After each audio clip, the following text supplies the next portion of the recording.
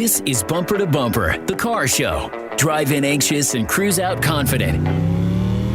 With the best automotive information for your vehicle. And now your hosts, Matt Allen and Dave Riccio.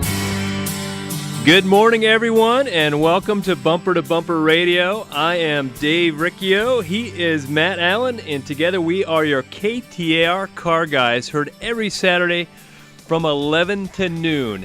At Bumper to Bumper Radio, we are helping you, the motoring public, have a better overall car experience. If you got car questions, we got answers, so we encourage you to give us a call at 602-277-5827, 602-277-KTAR. You can also text us at 411-923. Today on the Bumper to Bumper Roadmap, a little bit of fact or fiction, as soon as we can make one up. Taking your text and phone calls. An auto repair gone wrong. When is auto repair gone wrong, and what the heck do you do when it happens? I don't know, Dave. We complain, right? That's what you're supposed to do. You're supposed to complain, and this is the time of month, or every other month now, where this Saturday we're going to come in and talk about what Dave and I do one weekday. I don't even know what I'm talking about here. The Tuesday every other month, but we participate with the Better Business Bureau, and I don't know that it's arbitration, mediation, I guess. We mediate and determine. It's an Automotive Review Advisory Committee. Yeah, I know what it's called. Okay, well, ARAC, yes. I know you know what it's called, but you seem confused. I am confused a little bit today, but so we solve the complaints. Myself, Dave, we've got Kurt Morgan here from Shadow Mountain Auto Care, and he's one of the guys that is on the Bumper to Bumper shop list, but as well is on that committee at the Better Business Bureau. And basically what we do is you have an auto repair that goes wrong. The shop and the consumer can't figure out who's right, or maybe it's not even a situation as who right, just what's fair. How is this thing supposed to get settled? And they can't do that, so that's where we step in. It's a panel, and we talk about all these cases, and it's very interesting. So what do you do when things go wrong? I think first you go back and you talk to the shop, and you lay out your case, what happened or what you think happened or what's going on, and you do that nicely, and then you try to come some solution. Well, Kurt, I think we looked at maybe 10, 12 cases, or maybe it was 15, I don't know. Yeah. What would you say the theme of all those cases was in the breakdown? What did you see over and over again was the breakdown in those situations? Wow, that's a great question. I don't know. There's a bunch of different themes. I think one of them is that one of the things that I get out of those is there's a lot of fault that goes both ways. There's usually a fairly difficult customer, but and then poor customer service on the other side of it. And I think that shops shine. Anybody can handle the easy customers and the easy cases. I think that's when you need to step up, and that's what determines that you're an exceptional shop. Is it how you deal with the stuff that's difficult? So I'm not assessing blame on the difficult customers or difficult situations. I still assess a lot of blame on the business that can't handle the exceptionally difficult problems. Where do consumers go wrong when we're looking at these cases? And really half of them seem to go we actually went in favor of the shop. Yeah. And then half of them we went in favor of the consumer. Yeah. And this is auto shop owners, 10 of us, 12 of us, that are looking at these. And it's not just one guy goes, oh, this is the way I see it and this is the way it is. We actually argue about it. Oh, we have some pretty feisty. No. We have some pretty feisty debates. But, I mean, it's like 12 angry men. Everybody has a different perception, a different angle of the way they look. And I guess I've never been in a jury room, but I guess it's maybe similar to that. We could almost be like, we're going to do this. This is going to be the ruling. And somebody just goes, well, look at page 27. Mm-hmm. And you start going through that, and then, whoa, the whole thing changes. Yeah. But where do people go wrong? I mean, maybe in choosing the shop, because there's some of these shops that we see in here regular offenders over and over again. So these consumers run to the Better Business Bureau once there's a problem. But what about maybe going there first? Because you might find out that place already had an F rating and had some problems. Now, the Better Business Bureau is a good sift.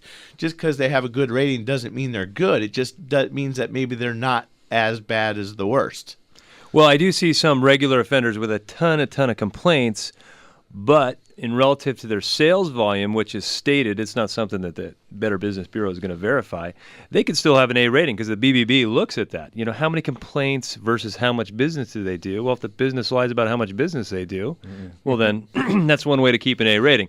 So it's not the catch-all, but like you said, it's a good sift. So you got that as a tool, you got reviews as a tool, so you can find out ahead of time that there's a problem there. But now there is a problem I got to repair. What do I do? It's good complaining. How do you complain well, Kurt? If someone comes to you, what are you going to want to see? Maybe when you guys are in the wrong or you made a mistake, as in auto repair, I would say probably 5% of the time, there's something that doesn't go quite right, or there's a wrong expectation or something along those lines. But how does someone come to Kurt and complain? They don't. There had better not be a lot of skill involved from my customer side. If we've done something wrong, any business had better be very receptive. Hey, I think there might be a problem to, gosh darn it, throwing things through the window or whatever. I don't care what it is. I don't care how if somebody indicates that they have an issue, everybody that's involved in our business had better be all over fixing that. Well, of course. And so you wanted to be nice, come back and your shop, my shop, everybody should be receptive. We want to hear this because that's a way we improve. Yep. But is the customer always right? I mean, what if they come at you with both barrels? They're, you SOB, you dirty, rotten, this and that, and you guys are a bunch of thieves, and I should have known better. My brother's mechanic, and so is his brother, and I know better. Well, that's a good way just to be asked. You can just leave. I'm not even going to listen to your complaint, possibly. Right. So there has to be a little bit. You may be heated. Don't go back if you're super upset. Get a little perspective and go back and say, hey, this went wrong. But I think if you do come in with both barrels, you're just going to break down communication 101. That's life skills. I mean, we've honestly, in 6 years there, we've never had that. So, I mean, it's such a rare, odd occurrence that somebody is going to do that, is going to come in there and be completely disrespectful. Barring somebody who starts out with USOB, there just isn't anything that I don't care. I'm all over whatever it is. I want to listen first of all, and you can be upset, you can be not upset, you can be whatever. It's the same priorities given, and it's not just us. You guys are the same way. The good places are the same way. We have problems. It's how we deal with the problems that counts, because everybody's going to have them. And I've said that over and over to my guys. It's not that you never have a problem. It's how you deal with that stuff that determines your success, because the people that can't deal with that stuff, they deserve what they're going to get. So you've gone to the business and you said, hey, this went wrong, and the business says, okay, but that's not really something that we did, and there's a disagreement. And so you guys kind of talk through it back and forth, and you're not coming to an agreement, in which case that's where the BBB comes in. Yep. We've talked through it. And at this point, we're not getting anywhere. I believe I'm 100% right. He believes he's 100% right. And we've all been nice and we've all got along, but we need some help. And that's where the BBB comes in. So you can go online and make a complaint with the BBB, and you can go through that process to get someone else with a different perspective, or someone just to help back and forth.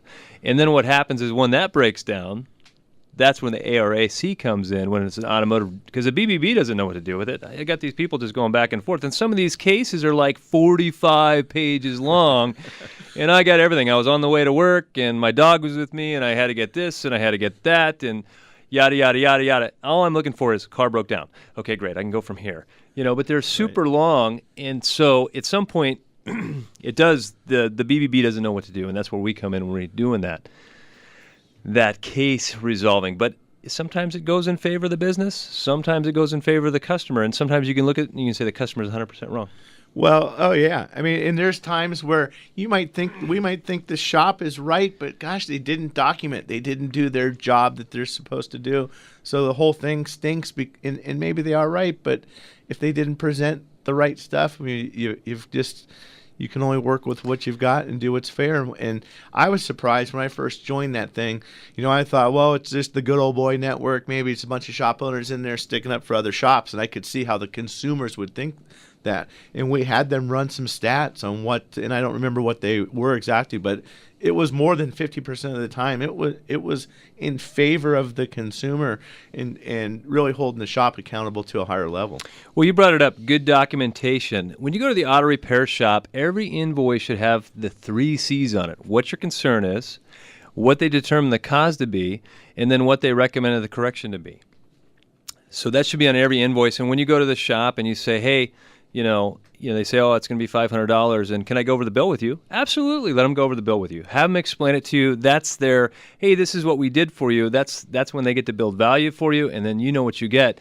I don't know how many times I got a car in my shop, and have you done anything in the last 30 days? Yeah, I had it in the shop. What'd they do? I have no idea. Be aware of what's going on with your car, and if there is a problem and you go back, make sure there's a record of that, because these people say, oh, I haven't been back there 10 times. Well, where are your receipts? Oh, I don't have any. Get a receipt that it happened, then you went back to the shop, and then we should have the 3 C's again. We looked at it, we didn't find anything wrong, or we found something wrong, this is what we did. And then when we try and put this all back together at the end, we can do that because there is a paper trail of what happened. So when we come back, we're taking your phone calls at 602-277-5827. Looks like we got Thomas and Howard and other open lines. You can also text us at 411-923. You're listening to Matt and Dave on Bumper to Bumper Radio. It's the Good Guys 17th Southwest Nationals Car Show at Westworld in Scottsdale, November 14th to the 16th. It's our grand finale of the year. Spend 3 days of hot rodding fun. Check out over 3,000 classic American vehicles at our giant show and shine. Plus, don't miss the top 12 cars of the year. Visit vendor exhibits, shop the swap meet, and Cars for Sale Corral. Plus, enjoy free fun stuff for the kids. For tickets and details, visit good-guys.com. Good Guys, full throttle fun. Hi, I'm Scott, General Manager with Whitey's Auto Repair here in South Scottsdale. We built a reputation for quality auto service and repair for over 45 years, and our customers have come to trust us for our recommendations. We value that trust, and that's why when it comes to transmissions, for the past several decades, we have been recommending Tri-City Transmission. They have yet to disappoint. I feel so strongly about it, I wouldn't go anywhere else. Why would you? Google them online today at tricitytransmission.com. Go where the pros go. Tri-City Transmission. It's really coming down now, and that little voice is saying shoulda, coulda, woulda. You meant to call Kaiko Roofing last storm, but you didn't, did you? Now it's raining cats and dogs, and Mr. Shoulda, coulda, woulda is watching a puddle form on the ceiling. If the roof on your home or business is over 10 years old, get rid of shoulda, coulda, woulda. Call Kaiko Roofing at 602-944-4600 for a free checkup today. At Kaiko, we install peace of mind with the finest materials and the most skilled workers, all backed by the owner's pride guarantee. Flat, foam, tile, or shingle, Kaiko handles them all. From a small leak to a complete new roof, Kaiko has you covered. Since 1994, Kaiko has repaired or replaced tens of thousands of valley roofs. Over 50% of our business coming from referrals or repeat customers. In fact, over 98% of our customers say they would refer us to a friend. For more information and financing options, go to KaikoRoofing.com. Kaiko Roofing. We're crazy about quality. This is Bumper to Bumper Radio, KTAR News on 92.3 FM. Automotive repair gone wrong. It seems like people hate going to the auto shop. That's the last. It's like going to the dentist. They're just going to tell me I'm not taking care of my teeth, I should be brushing them more, and they got to drill a few holes, and it's going to cost me a lot of money. And you never question it. Well, yeah, what are you going to do with that? Okay, drill some holes. You ever take a dog to the vet or anything, and you go up, and you're like, oh, look at Fluffy, she's not doing so well, and they, do what they do, poke and prod, and disappear in the back room, and they don't even say anything. They just come out and give you a bill for $500. Like, where was the diagnostics in the estimate? Right. I mean, Muffy didn't have a $500 life, maybe. I just got a strange look there from Bree, but we better get to a phone call before this gets any worse. Up first this segment, we're going to go with Thomas in Peoria. He's got a 2006 Saturn Vue. He's got a transmission error code. What can we help you with, Thomas? Thank you for taking my call. I get the light on the car after I drive it a little bit, and the error code they're coming up with is P0848. They're saying this is one of the things said it was a clutch transmission pressure switch stuck off, and then another one said it was switch B high. So just wondering what I'm looking at as far as cost to get this thing fixed. And does the check engine light comes on? Yes. Does the car drive any different when the light comes on? No. Drives exactly the same? Yeah. Well, basically, the transmission is electrically controlled, okay? So the computer is going to monitor the transmission, which is a hydraulic machine, and it has these little... Now, this is a Honda engine in this thing. Okay. It's the V6. Okay. So it does have pressure switches on the transmission that, the computer will turn on solenoids, which are electronic valves, to control the transmission. So it'll turn a valve on, and then it's going to wait for a response from a switch. And if it doesn't see the response from the switch, it's going to turn on that check engine light. So I don't know why that switch could be bad. The wiring from the switch to the computer could be bad. The computer itself could be bad.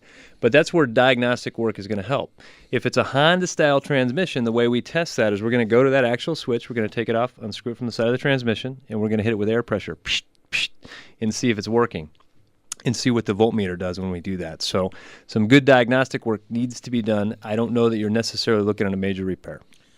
Yeah, I mean, and that's the key to a lot of this is diagnosis and diagnostics, and I call it testing. To me, diagnosis infers a conclusion or an answer, and this is one of the things we looked at in those BBB cases. You see diagnosis, and there's a line item, found bad switch. Kurt, I know this is one where you stood up and talked a little bit. It's like, that's not a diagnostic. We want information. I mean, maybe we don't need to know the exact ohms or the exact resistance or voltage drop through the switch, but we should at least be telling a story of what the test was. And of course, here I go, because I'm both anal retentive and this is my passion. I mean, for 20 years, that's what I did, was diagnosis in the Bay, or the last 20 years of my career, which is way too long it's embarrassing now. But I also teach it. I teach advanced diagnostics at GCC. I mean, this is my thing. And I will tell you, somebody that comes up with a customer has this concern and they just recommend a part, or they say, here's what we shotgun a bunch of parts at it, that is not worth paying money for. Somebody's opinion as to, I think we should do this because the car's hard to start or something else, that's wrong. If you can't quantify why it is you're recommending the replacement of a component, whether it's $10 or $1,000, then you shouldn't be doing it. And there's times when, hey, it's easier to replace a component than an hour to test it, 10 minutes to replace it. I'm not saying we shouldn't try that, but we better be able to describe and quantify exactly why we're doing what we're doing, and we better be able to equate that to the customer in a way that makes them comfortable. Wow, and you are opinion. I mean, he's bent down and got his arms on the desk. He's like you're giving a lecture to a student. But diagnosis. So you're teaching a class of advanced diagnosis, and diagnosis is a skill. I mean, that's the most expensive tool in the shop. Yep. It's the hardest work. It takes the best tech. And but we still see a sign that says free diagnosis. And I do that get you going, Kurt. And this gentleman with the Saturn, I have a shop around the corner from me that does free diagnosis too, and we don't do, and we get beat up for it a lot. Well, this gentleman had a Saturn, and he was at the shop that gave free diagnosis, and they plugged in the thing, showed him 10 codes from the transmission, said you're going to need a transmission, $1,800. Well, there's a lot of things wrong with that. There was no charge for the diagnosis, as in their case there shouldn't have been. $1,800 isn't enough for a new transmission in a Saturn. And once he brought it to us and paid for the diagnosis, we fixed the whole car for $300 because we've had bad wiring. That's what you get when you get free diagnosis. It's worth about what you pay for it, right? Yeah, nothing. So there's objective diagnostic and there's subjective diagnostic, and you'll talk to a lot of people, well, it could be this, and sometimes on the radio, that's what we're giving you here because we can't test anything. We can say, here's kind of the area we would be looking at based off of what we're hearing in a 20-second snippet of a phone call. But if someone's going to spend your money, they need to have done the concrete homework. We tested this was bad. We tested this was bad, and that's why we're recommending this. So we are going to go with Howard in Sun City West on a 2013 Honda Accord. What can we help you with today, Howard? Good morning, gentlemen. Need your expert opinion. On this Honda Accord, it runs fine. The only gripe I've got with this thing is it's got a CVT transmission. And when you're coming up to a stop, just before you stop, you get a bump. It seems like the transmission is unloading or something is making this thing a bump. And it's aggravating. I've taken it back to the dealer. They drove it, and they admit, Yeah, there is definitely a bump in that. When you're just about stopping, you get the bump. And I said, well, can they fix that? And they says, well, we'd have to get an authorization from Honda with a bulletin to update the software, and otherwise they're not going to do anything. Did they say that the bump is normal or not normal? They say it happens all the time. They wouldn't commit to that. So I had called Honda in California, and those people in California told me, I told them what I just spoke with you about. They said, get another opinion. Okay. So I went to another dealer, and I told him the situation. He says, well, we haven't got any complaints on this. So what do? Do you live with this thing? You paid good money for the car. If you've got a complaint, they should address it. If it means an update on the software, well, okay, but they won't touch it until they get a bulletin updating the software. What do you think? Well, Howard, I think a lot of things. You need to continue to take it back each time and complain about it. You could look into a lemon law situation. That's possible. Otherwise, another call into Honda, another dealer. That's a tough situation. Get someone to drive it and really commit to a repair. That's about the. Well, you're gonna have to get them to say that is a problem. When we come back, 602-277-5827. You listen to Bumper Bumper Radio.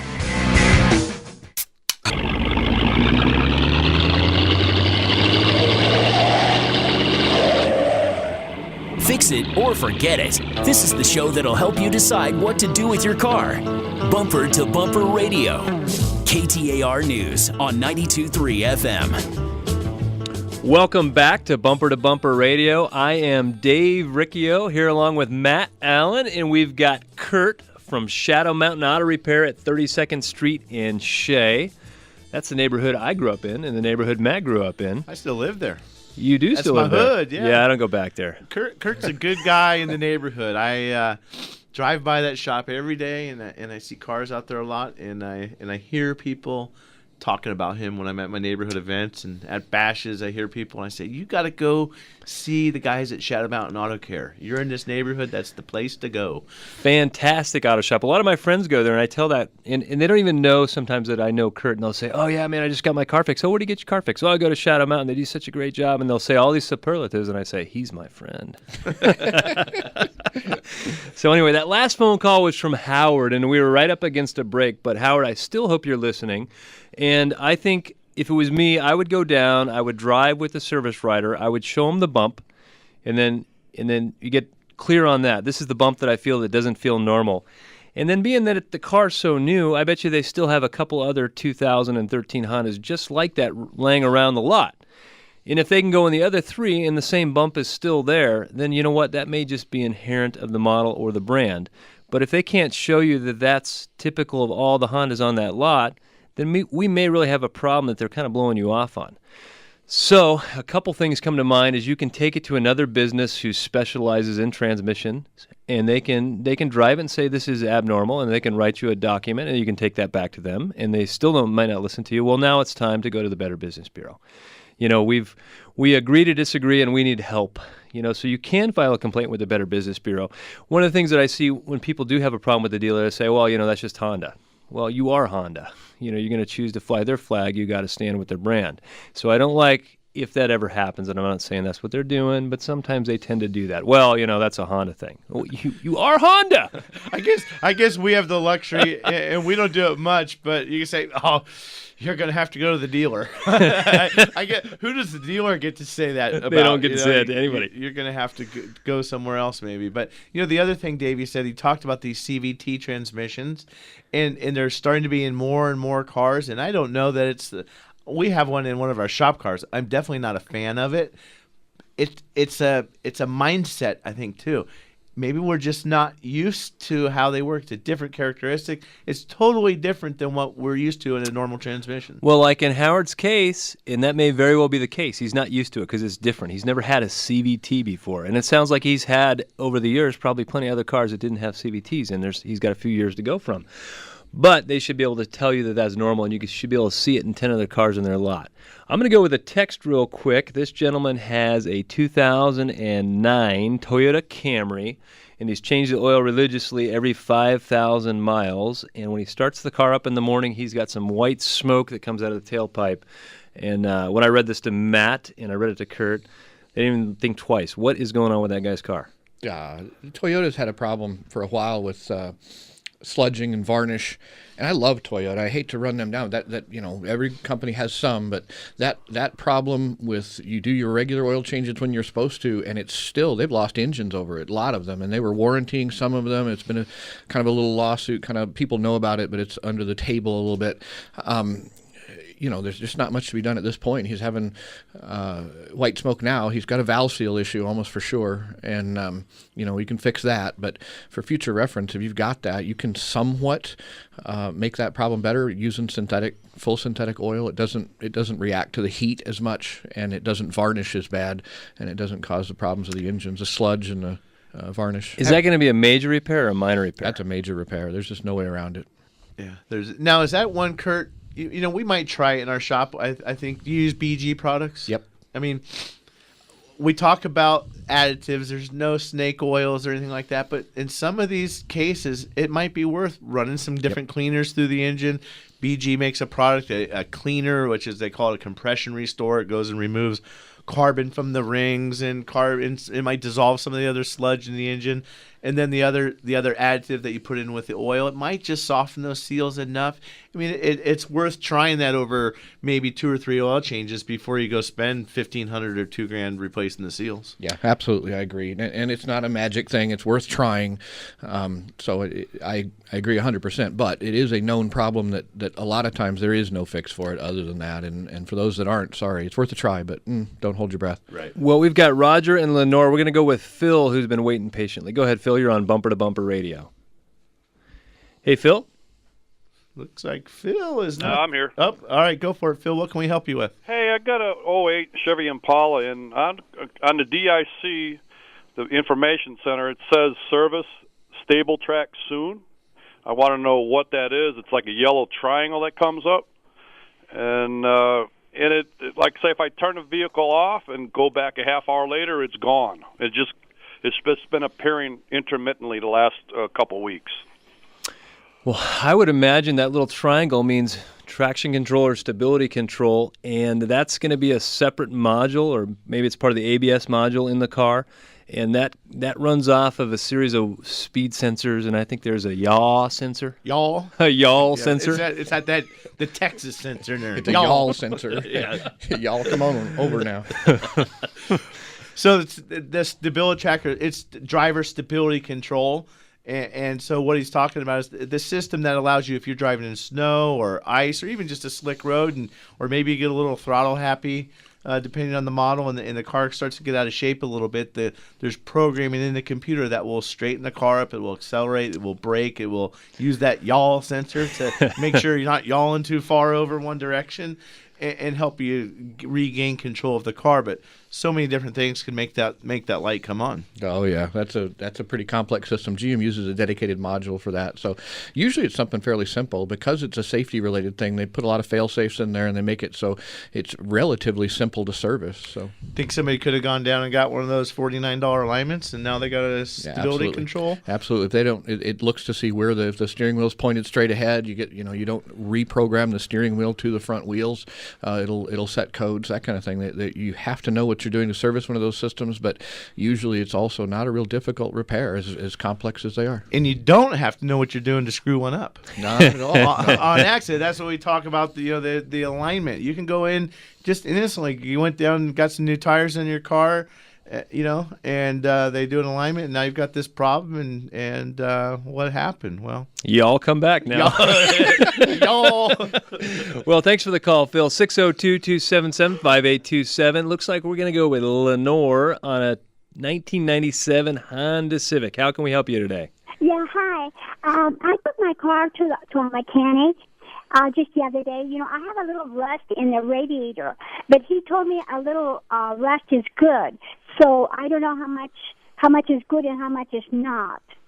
Well, Kurt, I've never heard of a car that came with a little rust in the radiator to make it better. Well, I have a little bit of pneumonia. A little bit of pneumonia is a good thing, right?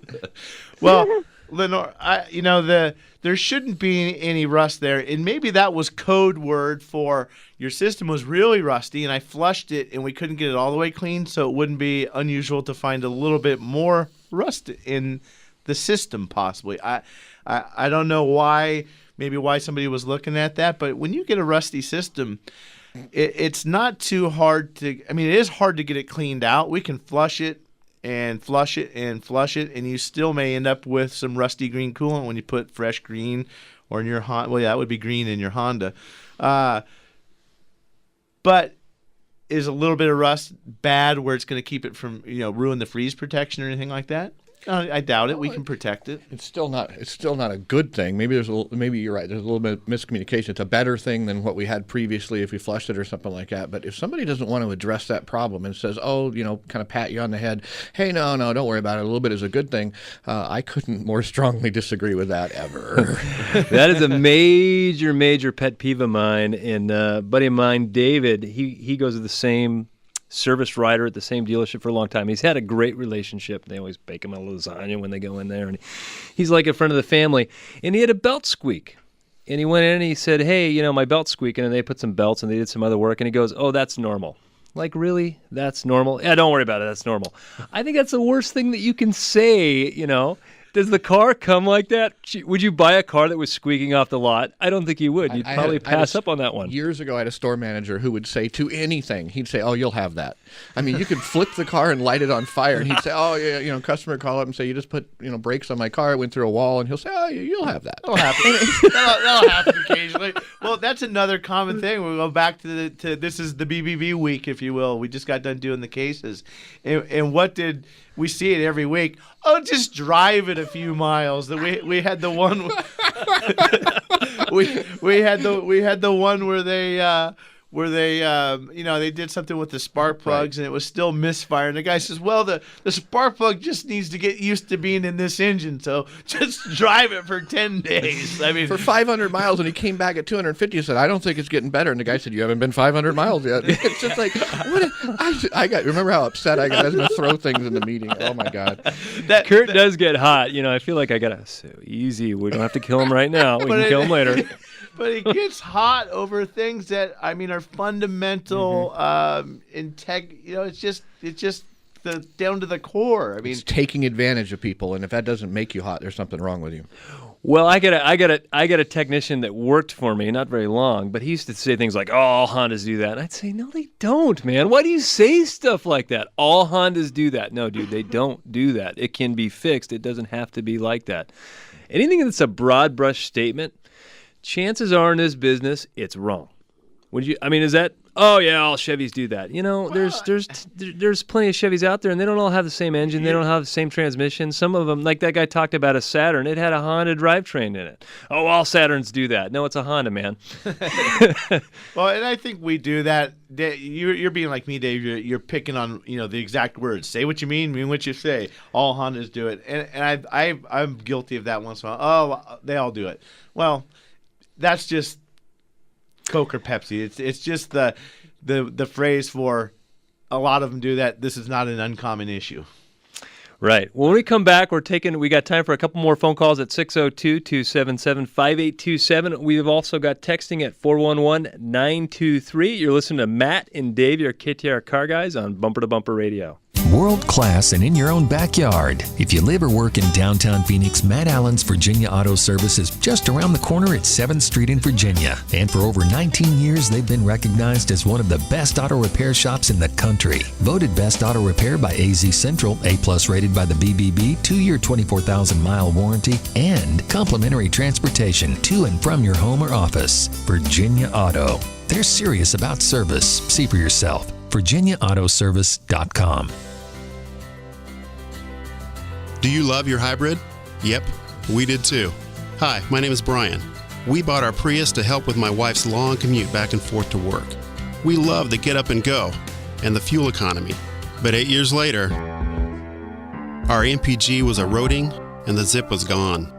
We tried everything from tune-ups to new tires, The dealership's answer was that's just the way it goes with hybrids, and that we were probably looking at a new battery at the cost of $4,000 to $6,000. Sound familiar? We were lost. Then we found the hybrid shop at GoodWorks Auto Repair. They were able to condition our battery to like new for a fraction of the cost. The Zip and the 40 Plus MPG is back. We're in love again with our Prius and the hybrid shop at GoodWorks Auto Repair. Thanks for the kind words, Brian. Hi, Glenn Hayward for the Hybrid Shop at GoodWorks Auto Repair. Fall in love again with your hybrid. For details, go to goodworksautorepair.com. Hi, this is Greg LaFonsi of Automotive Diagnostic Specialties. Long name, right? But we have a short, simple goal. Customer satisfaction is our number one priority, and everything else takes care of itself. Bumper to Bumper Radio approved. ADS is a family-owned and operated state-of-the-art repair facility that has an expert staff that for the second straight year has earned the coveted AAA Top Shop Award as one of the best shops in the nation. Just east of I-10 on Chandler Boulevard. Find us at automotivediagnosticspecialties.com.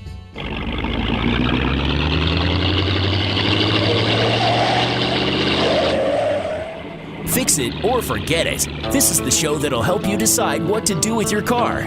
Bumper to Bumper Radio. KTAR News on 92.3 FM. Well, welcome back to Bumper Radio. I'm Dave Riccio. He is Matt Allen, and we've got Kurt Morgan from Shadow Mountain Auto Repair at 32nd Street in Shea.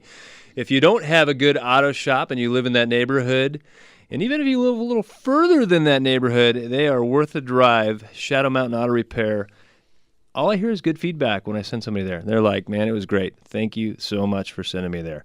Because they take care of it. I like to make Kurt blush. He's looking down. Golly shucks, y'all. We were talking during the break, and I was reading some texts here, and someone wrote, I have a Chrysler transmission with a 604, and I had the same problem as the earlier caller. And I know on the Chrysler, sometimes you get that bumpy when you're coming up to a stop on the 604 transmission. And there's a shift adapt or relearn that can be performed, and a lot of times that will fix that downshift clunk. Now, in a CVT, they're a little different because they're not really downshifting. It's just all... I just don't like the way those CVTs drive, you know. It's slipping. It's a great transmission for like a snowmobile, but I don't know if I want to put it in a car. It's weird. They're strange. Well, up first this segment, we are going to go with Roger, who's been super patient in Chandler on 02 Mitsubishi. How can we help you, Roger? Yes. My question concerns a car that's 12 years old with 115,000 miles on it, and it concerns motor mounts and struts. Okay, first off, if I have one bad motor mount, should I just go ahead and replace them both? Okay. And then we'll take both questions. Okay, and then do the second answers. question is, at 115,000 miles on a 12-year-old car, should I be thinking about replacing the struts? It's got struts all around. You probably should, Roger, but let me ask you, how do you use the car? Oh, it's mostly just in the city. So you're driving around town, and this is your daily driver to go to work and do what you need to do. Right. Well, I'm retired now, and I don't put 7,000 miles a year on the car. Okay. Well, I'll take the motor mount part, and we'll all talk about everything. On the engine mounts, there's probably 3 or 4 mounts on that car, and if you have a symptom where you have a clunk or something happening, you should talk to the shop. If you've got one bad one, you've got 115,000 miles, depending on the service history, yeah, you might do all 3 of the engine mounts or do the 2, the front and the rear, maybe the opposing mount. I would see no problem with that at all, especially since it's actually bad. You want to replace the bad part. I'm a big person on not ignoring mounts, because if there's a broken mount where the halves are actually separated, that means you got a motor that's flopping around. It's not going to pop out of the car by any means. Don't be scared. I got a bad mount, therefore I'm going to drop it like a bad transmission, right? I mean, it's not going to fall out of the car, but we're stretching all the radiator hoses. We're stretching all the wiring harnesses. And we're vibrating the heck out of the car. And it's not good for the car. So I never put off mount repair. I mean, if you don't have money for it today, it's not the end of the world. But it's something you got to budget for and get done when you can. Kurt, what do you think about struts? I'm going to differ from most of the industry. I mean, he's putting 7,000 miles a year on it. I just sent my guys to it was Monroe. I don't actually use Monroe's, but it was a fascinating day of education on shocks and struts. And they had a bunch of cars that were identical, basically cars with new struts and with old struts and shocks, and the difference is pretty pronounced. And I am not a believer in like every 60,000 miles we put shocks and struts on cars. His question was, should I be looking at that? And absolutely. But I'm not going to state categorically he's got 100,000 miles on it. He needs to put $2,000 worth of struts and shocks on it, because I take that on a case-by-case basis and talk to my customer and educate them about what to expect. Driving it a whole lot, I think, and expecting to have the car for more, a bunch more miles after this, I would definitely recommend doing it. But in his case, if they're all in really good shape, I might say, hey, let's keep an eye on that. Right, and I would agree, and that's why I asked him how he uses the car, 7,000 miles a year. Now, one might argue, and you hear a lot more from the tire store type of places. Oh, the struts, those are safety. Mm-hmm. And I never really bought into that too much till we did the Monroe class, and you see how much the car won't stop. I mean, if someone's telling you it's unsafe and your whole family's going to die if you don't put struts in the car today, that's a stretch. But then you have to start wondering, how bad are they? And then the next question: do you replace them in a pair, or do you do front or rear, or do you do all four? Yeah, there's times when I'll just do two. I will never do one.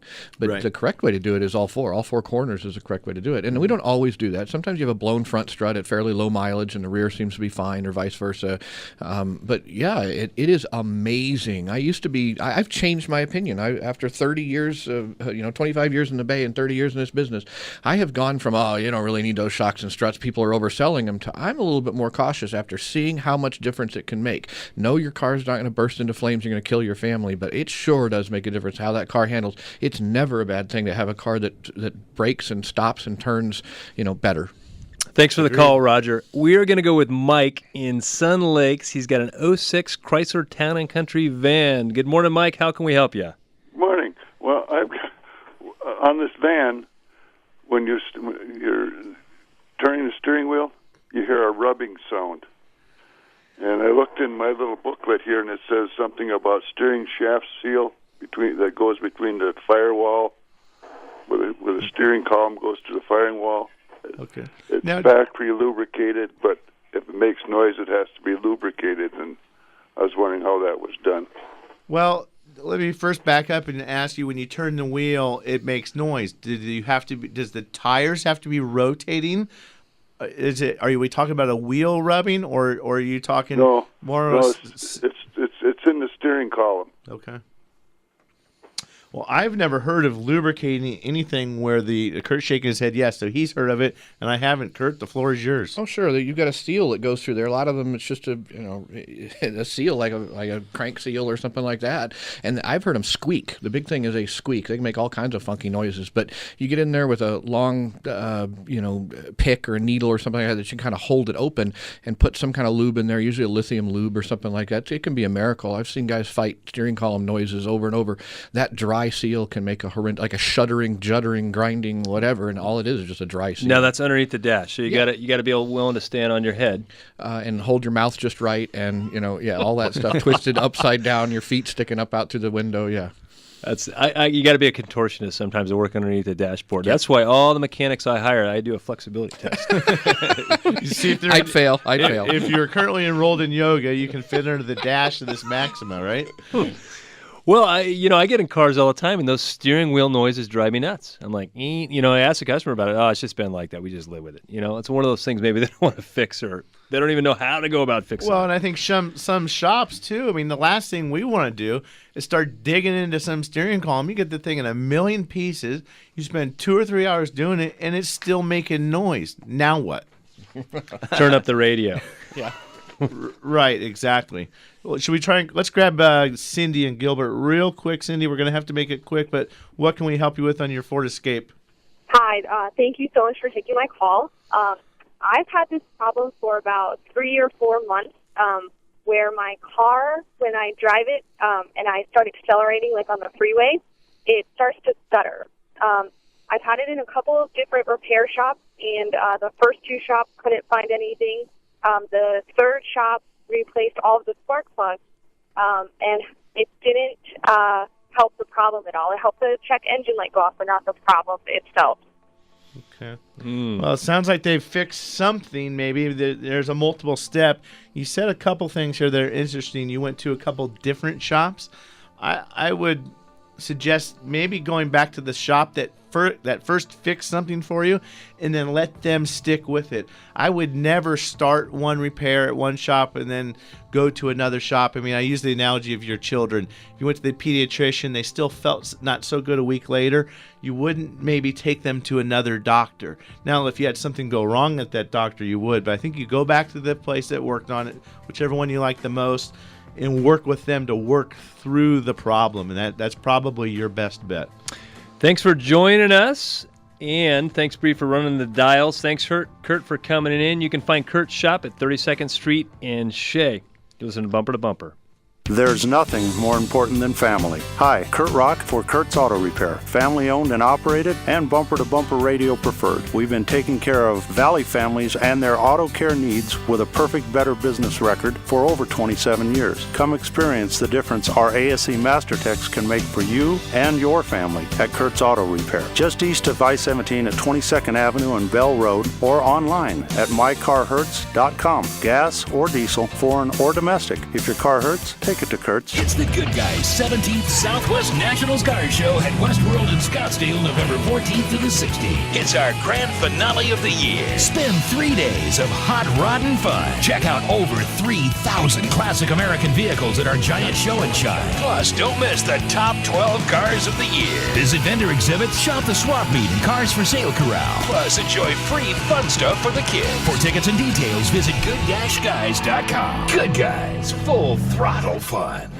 The Champions Tour Elite return to Scottsdale, October 29th through November 2nd for the Charles Schwab Cup Championship.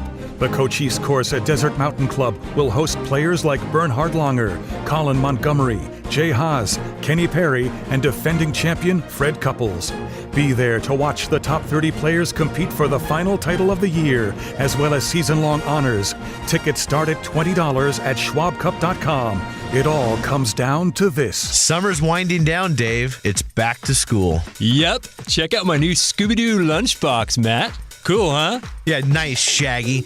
And did you write your What My Car Did for Summer essay? What? Is that due? Join us Saturdays, 11 to noon, for Bumper to Bumper Radio on News Talk 92.3.